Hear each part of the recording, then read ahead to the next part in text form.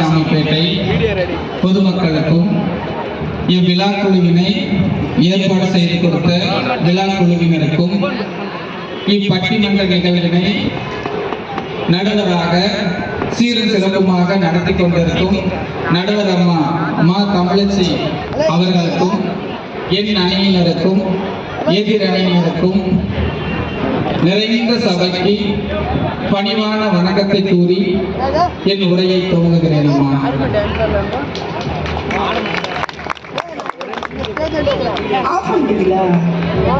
கை தட்டினா இதயத்துக்கு நல்லதுன்னு சொல்லிட்டு ஒரு ஆராய்ச்சி இருக்குதுங்க. அதனால நீங்க பாத்தீங்கன்னா எவ்வளவு கை தட்டுறீங்களோ அவ்வளவு அளவு வருங்காலத்துல இதயம் வந்து ரொம்ப சந்தோஷப்படும்.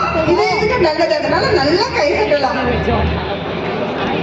வேலுண்டு வினையில்லை, மயிலுண்டு பயமில்லை, கந்தா கடம்பா கதிர்வேலா கார்த்திகேயாக என்று தமிழ் கடவுளை வணங்கி சேரர் சோழர் பாண்டியர் மூவர் செம்மடியிலே கவழ்ந்து மூச்சங்கம் தொட்டினிலே கிடந்து பாவலர் நெஞ்சத்திலே வளர்ந்து பன்னிசை போர் மஞ்சத்திலே துகிழ்ந்து தேனும் திணைப்பாலும் திகைத்தாத தெல் அமுதை தமிழுக்கு வழங்கிட்ட கம்பன் வள்ளுவர் நூலோடு வளர்ந்த என் தாய்மொழியாம் தமிழை வணங்கி எனது உரையை துவங்குகிறேன்.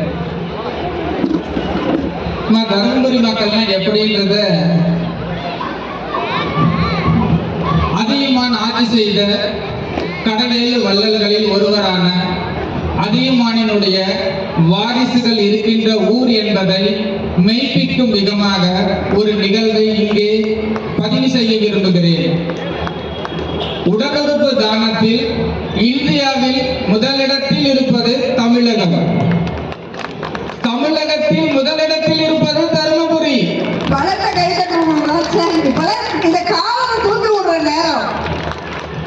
தருமபுரி மக்கள் 23, 24, 25 3 ஆண்டுகளில் மட்டும் 33 பேர் உடலுறுப்பு தானம் கொடுத்து 136 பேருடைய உயிரை காப்பாற்றியிருக்கின்ற ஒரு பெருமைக்குரிய நகரம். அந்த மக்கள் முன்பாக பேசுவதில் எனக்கு மற்றற்ற மகிழ்ச்சி அடைகிறேன். தலைப்பு குடும்ப மகிழ்ச்சிக்கு காரணம் ஆண்களா பெண்களா? குடும்பம் ஆரம்பிக்கிறது திருமணமானதுக்கு பிறகுதான். திருமணமான புதுசுல எல்லாம் சொல்லுவாங்க போக போக எல்லாம் சரியா போயிடும். எவ்வளவு தூரம் போகுதுன்னு யாருக்குமே தெரியல. அது ஒரு லெவல்ல போய் நிக்குமா, அப்ப தெரியும் எந்த லெவலுக்கு போயிருக்குன்னு தெரியும். இப்ப நாடு எங்க போயிட்டு இருக்கு அப்படின்னா 194 ஐநா நாடுகள்லாம் சேர்ந்து ஒரு சர்வே எடுத்தாங்க. கொண்டாட்டி அடிக்கிறதுல புருஷமார்கள் எத்தனாவது இடத்துல இருக்காங்க? சாரி, கொண்டாட்டி அடிக்கிறதுல புருஷமார்கள் நல்லா பார்த்துக்கோங்க. அதுல இந்தியா 3வது இடத்துல இருக்கு. இத பேசுறதுக்கு 3 பேர் வந்திருக்காங்க. நாங்க அடி வாங்கி உங்களை 3வது இடத்துல கொண்டு வந்திருக்கோம். இதுக்கெல்லாம் கை தட்டலாம். இந்தியாவுல அவ்வளவு நல்ல ஆட்கள் இருக்காங்கன்னு அர்த்தம்பா. பாத்துக்காங்க. நாங்க எப்படியாவது உங்களை முதல் இடத்துக்கு கொண்டு போகணும்னு நினைக்கிறோமா? எங்களை முதல் இடத்துக்கு அடிவாங்க ரெடியா இருக்கீங்கன்னு சொல்ல வரீங்க. கண்டிப்பா. இதெல்லாம் வெளியில சொல்ல மாட்டாங்கம்மா. பேச்சாளர்கள் எல்லாம் ரகசியத்தை கூட மைக்கில் தான் சொல்லுவோம். நம்ம ஊர்ல ஆண்கள் வெளியே போனா பெண்கள் தண்ணி கொடுக்கிற வழக்கம் இருக்கு. இருக்காமா? இருக்குதானே? எதுக்குன்னு தெரியுங்களா? நீங்களே சொல்லுவீங்க. நானே சொல்லிட்டுமா. என்னல்ல வெளியில போற ஆண்கள் நிறைய பிரச்சனையை ஃபேஸ் பண்ணுவாங்க. அதுக்குதான் முன்னுதாரணமா இந்த அம்மாவை பார்த்துட்டு தண்ணி வாங்கிட்டு போறாங்க. போறவங்க எவ்வளவு பெரிய பிரச்சனை வந்தாலும் வீட்டுல அவ்வளவு பெரிய பிரச்சனையே ஃபேஸ் பண்ணிடலாம். இதெல்லாம் என்ன சாதாரணம் அப்படின்ட்டு தான் முன்னுதாரணமா கொடுத்து அனுப்புறாங்க. கை தட்டுறா அவருக்கு ரொம்ப நன்றி. கை தட்டாதவங்க எல்லாருக்குமே எல்லா ஆட்களுக்குமே நன்றி. நீங்க சொல்லாத. நான் குரு பயிற்சிக்கு சனி பயிற்சிக்கு வித்தியாசம் தெரியுமா? குரு பயிற்சி சனி பயிற்சி தெரியுங்களாமா? ஊருக்கு போன வீட்டுக்காரி வீட்டுக்கு வந்துட்டானா அது சனி பயிற்சி.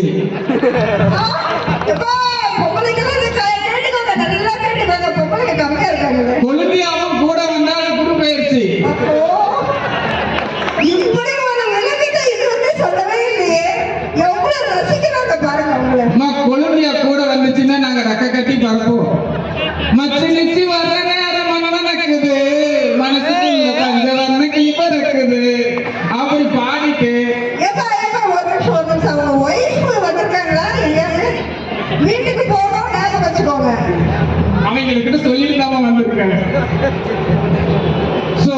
அவங்க வீட்டுக்கு வந்தாங்க அப்படின்னா பஸ் ஸ்டாண்டுக்கு போய் பிக்கப் பண்ணிட்டு அவங்களுக்கு தேவையானதெல்லாம் வாங்கிட்டு அவங்களை எவ்வளவு பொறுப்பா நாங்க பார்த்துப்போம் தெரியுங்களா? ஆனா இதுவே எங்க அக்காவோ எங்க அண்ணனோ எங்க சொந்தக்காரன் எங்க வீட்டுக்கு வந்தாங்கன்னா இவங்க பார்த்துப்பாங்களா? நாங்க அவ்வளவு பாசமா மச்சினிச்சு பார்த்துக்குவோம். சூப்பருக்கும் ஆப்பருக்கும் வித்தியாசம் தெரியுமா? Super offer. Super offer. மனைவி அழகா இருந்தா அது சூப்பர், தங்கச்சி அழகா இருந்தா அது ஆப்பர். ஆண்களுக்கு ஏன் கொழுந்தியா பிடிக்குது தெரியுமா? ஆண்களுக்கு ஏன் கொழுந்தியா பிடிக்குது தெரியுங்களா? தெரியலையேப்பா. ஆண்கள் கல்யாணம் ஆன புதுசுல பெண்கள் ஒரு வருஷத்துக்கு அப்புறம் டார்லிங்க டான் ஆக்கிடுறாங்க. ஆனா கொழுந்தியா மட்டும்தான் கடைசி வரைக்கும் மாமா மாமா மாமான்னு உருகிறாரு.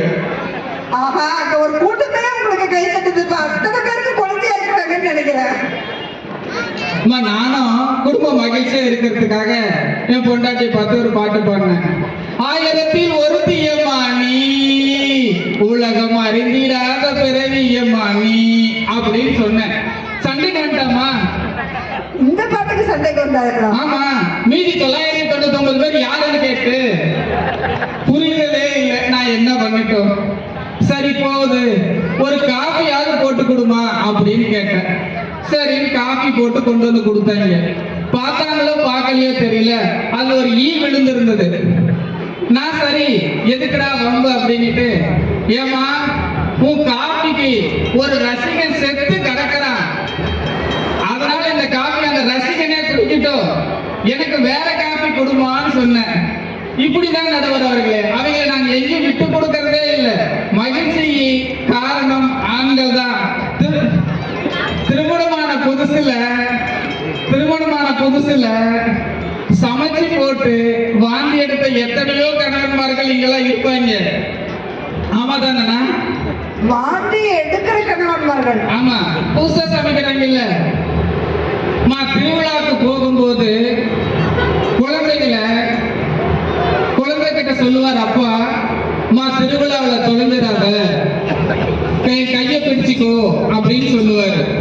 அதுக்கு அந்த குழந்தை சொல்லும், அப்பா திருவிழாவில் நான் போனேன் அப்படின்னா கூட்ட நெரிசல் வரும்போது தெரிஞ்சோ தெரியாமையோ நான் கூட கையை விட்டுருவேன், அதனால நீ என் கையை பிடிச்சிக்கோப்பா, எந்த ஒரு கூட்டம் வந்தாலும் நீ என்ன கைவிட மாட்டேன்னு சொல்ல அந்த குழந்தை. வாழ்க்கையிலும் சரி, எந்த ஒரு வழித்துணையிலும் சரி, அப்பா என்பவர் குழந்தைகளை கரை சேர்ப்பதற்காகவே இருப்பவர் என்பதை நான் நினைவுபடுத்த விரும்புகிறேன். 4வது படிச்சிருப்பாரு அப்பா, 2 குழந்தைகளுக்கு டிகிரி வாங்கி கொடுத்திருப்பாரு, வீடு கட்டியிருப்பாரு, அந்த பெண் குழந்தைகள் இருந்தா திருமணம் வச்சிருப்பாரு, ஆண் மகனா இருந்தா அவனுக்கு ஒரு செட்டில்மெண்ட் பண்ணி கொடுத்திருப்பாரு. இத்தனையும் ஒரு 4ஆம் வகுப்பு படித்த அப்பா செய்கிறார் என்றால் அவருடைய தியாகத்திற்கு ஈடிணையே கிடையாது. அம்மா வசதி படித்த அப்பாவாக இருந்தா குழந்தைக்கு பொம்மை வாங்கி கொடுத்து சந்தோஷப்படுத்துவாரு. ஆனா அதுவே வசதி இல்லாத அப்பாவா இருந்தா குழந்தைக்கு அவரே பொம்மையா மாறி விளையாடுவாரு. அதுதான் அப்பாவின் பாசம். அதனால அப்பாவின் அன்பு குடும்பத்திற்கு மிகவும் இன்றியமையாதது. அம்மாவை நான் குறை சொல்லல, அம்மாவின் அன்பு அன்புக்கு உதாரணம், அப்பாவின் அன்பு வாழ்க்கைக்கு ரோல் மாடல். அம்மாவின் அன்பு கவிதை, அப்பாவின் அன்பு காவியம். அம்மா இதுக்கெல்லாம் நீங்க கை தட்டணும், ஆண்கள் எல்லாம் கை தட்டணும். அம்மா ரத்த சம்பந்தம், அப்பா தன் ரத்தத்தையே வேரணியாக சிந்திய ஒரு ரத்த சம்பந்தம். ஆகையால் அப்பாவின் உயர்வு குடும்ப மகிழ்ச்சிக்கு பெரிதும் காரணம்.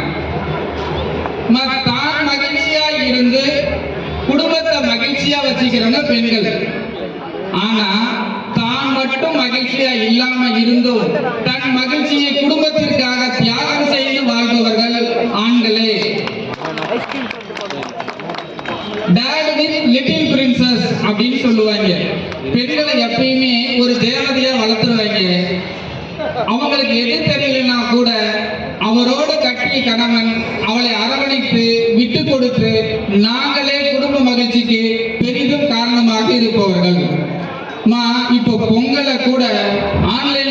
பண்ணி சாப்பிட்டாங்க. நாங்க ஏதாவது சொன்னோமா?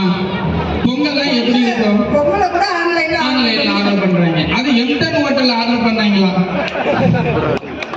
போய் எம்டன் ஹோட்டல்ல ஆர்டர் பண்ணாங்க. அவங்களுக்கு ஒரு மிக நன்றி தெரியும். அதனாலதாம்மா இந்த மைக்கு கூட ஆன் பண்ணாதான் பேச முடியும். மைக்கை கூட ஆன் பண்ணாதான் பேச முடியும். உணவை கூட ஆன்லைன்ல தான் ஆர்டர் பண்ண முடியும், பென்லைன்ல ஆர்டர் பண்ண முடியாது. பென்லைன்ல வந்துச்சுன்னா அது டைமா ஏதோ ஊசி போயிடும்.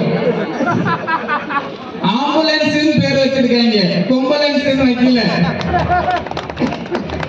ஆம்புலன்ஸ் ஒரு நிகழ்ச்சியில ஆன் பண்ண அப்படி கையை தூக்கி காட்டுறாரு பாருங்க, உங்களுக்கு எவ்வளவு ஒரு சப்போர்ட்டிவா. இந்த மைக்கு பேசினா கூட ஆம்பிளிஃபையர் மூலமா தான் கேட்கும், கொம்பிளிஃபையர் மூலமா கேட்காது.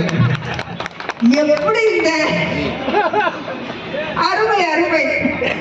அதனால பென்டிரைவ் பேர் வச்சிருக்காங்களே, நீங்க கேட்கலாம் பென்டிரைவ்ல வைரஸ் உட்காந்துக்குங்க. ஒரு தீபம் ஏற்றப்பட வேண்டுமானால் ஒரு தீக்குச்சி உயிர் தியாகம் செய்தே ஆக வேண்டும். அதுபோல ஒரு குடும்பம் வளர்ச்சியாக வேண்டும் என்றால் தந்தையானவர் கண்டிப்பாக தன் தியாகத்தை ஈடுபடுவே ஆக வேண்டும். வாழ்க்கையில் தீக்குச்சி போல தியாகம் செய்பவர்கள் ஆண்களே. ஒரு காலத்துல தருமபுரி பின்தங்கிய மாவட்டத்துல வருமானத்துல கம்மியா இருந்தது. அப்ப அதாவது வருமானம் அப்படின்னாவே ஆண்கள் சார்ந்ததுன்னு இருந்தது. நான் சொல்றது ரொம்ப காலத்துக்கு கொஞ்சம் முன்னாடி. அந்த காலத்துல சென்சஸ் எடுத்தாங்க. ஊட்டச்சத்துல அதிகமா இருக்கிறது பெண். ஊட்டச்சத்துல தருமபுரி மாவட்ட குழந்தைகள் அதிகமாக ஊட்டச்சத்தோடு இருக்கிறாங்க. ரெண்டு சென்சஸுக்கும் வித்தியாசம் வந்துச்சு. வருமானத்துல கம்மியா இருக்கு, எப்படா குழந்தைகளுடைய ஊட்டச்சத்துல அதிகமா இருக்கு அப்படின்ட்டு முரண்பாடு இருக்குன்னு வந்து விசாரணையில தெரிஞ்சது. தான் சாப்பிடாவிட்டாலும் தன் குழந்தைக்கு ஊட்டி கொடுக்கும் தருமபுரி மக்கள் இருக்கின்ற ஊர் அத்தகைய பேருமான ஊரில் ஆண்களே சிறந்தவர்கள் என்பதற்கு இதுவே உதாரணம். தாய்க்கு பின் தாரம் என்று சொன்னார்கள், தந்தைக்கு பின் யாரும் கிடையாது. தந்தையின் தியாகமே என்றும் சிறந்தது சிறந்தது. குடும்ப மகிழ்ச்சிக்கு பெரிதும் காரணம் ஆண்களே ஆண்களே என்று கூறி எனது உரையை நிறைவு செய்கிறேன். நன்றி, வணக்கம். ஒரு மிகச்சிறந்த கை தட்டலை கொடுக்கலாம். நீங்க எல்லாருமே ஒரு மிகப்பெரிய கரவொலியை கொடுக்கலாம். இவ்வளவு தூரம் அவர் பேசிட்டாரு. அது கொழுந்தியாவுக்கு எவ்வளவுலாம் அவர் பாட்டு பண்றாரு அப்படிங்கிற விஷயத்தெல்லாம் சொன்ன பின்னாடி ஆண்களினுடைய தியாகம் எப்படி இருக்குன்னு நம்ம யோசிக்கணும். உண்மையிலே பெரிய பெரிய கருத்தெல்லாம் சொல்லிட்டுப்போம். அதுக்கே உனக்கு மறுபடியும் பாராட்டுகள். சரி, இப்ப ஆண்கள் எவ்வளவு தியாகம் பண்றாங்க அப்படிங்கிற விஷயத்த ஆணித்தரமா தன்னுடைய வாதத்தை எடுத்து வச்சுட்டாரு. இல்ல, இத மறுத்து பெண்களாலதான் குடும்பத்துல மகிழ்ச்சி இருக்கு அப்படின்னு சொல்றதுக்காக நம்ம தோழி கிட்டத்தட்ட